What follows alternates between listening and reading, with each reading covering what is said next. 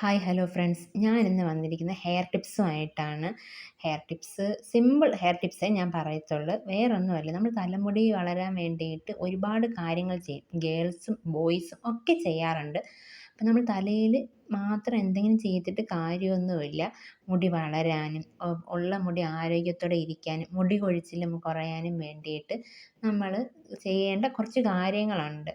ആദ്യത്തേതെന്ന് പറയുന്നത് മസാജ് ചെയ്യുക എന്നാണ്. തല നന്നായിട്ട് മസാജ് ചെയ്യുക. അതും ചെറിയ ചൂട് ഓയിൽ ഉപയോഗിച്ച് മസാജ് ചെയ്യുക. ഒരു 20 മിനിറ്റ് മസാജ് ചെയ്യുക. അതുവഴി രക്തപ്രവാഹം ഉണ്ടാവുകയും തലമുടി വളരുകയും ചെയ്യും. പിന്നെയെന്ന് പറയുന്നത് 3 മാസം കൂടുമ്പം തലമുടിയുടെ തുമ്പ് മുറിക്കുക എന്നതാണ്. തലമുടിയുടെ തുമ്പ് മുറിച്ചില്ലെങ്കിൽ ആ തുമ്പ് പിളർന്ന് അതിൻ്റെ ഉള്ള ഭംഗിയും ആരോഗ്യവും ഒക്കെ പോകും.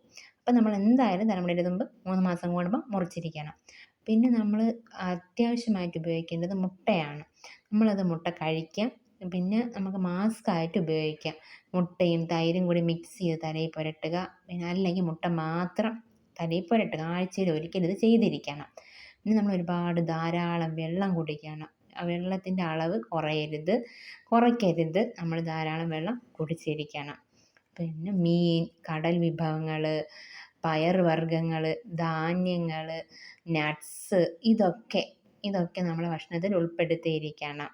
പിന്നെ ബേക്കറി ഐറ്റംസ് കുറയ്ക്കുക. ബേക്കറി ഐറ്റംസ് മസ്റ്റായിട്ടും കുറയ്ക്കുക. പിന്നെ ഷാമ്പു നമ്മൾ എന്തായാലും നമ്മുടെ തലമുടിയിൽ ഉപയോഗിക്കുക. അതിൻ്റെ കൂടെ കണ്ടീഷണർ ഉപയോഗിക്കുക.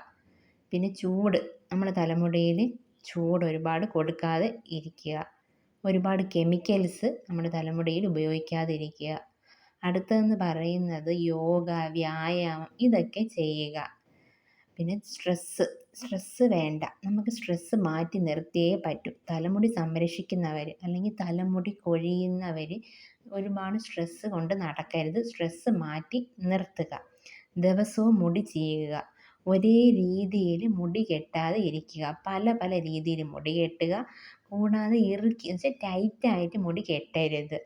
മുട്ട, പാല്, പയറുവർഗ്ഗങ്ങൾ, ഒമേഗ 3 ഫാറ്റി ആസിഡുകൾ, വൈറ്റമിൻ ഡി, പ്രോട്ടീൻ ഭക്ഷണങ്ങൾ ഇതൊക്കെ നമ്മൾ കഴിച്ചിരിക്കണം.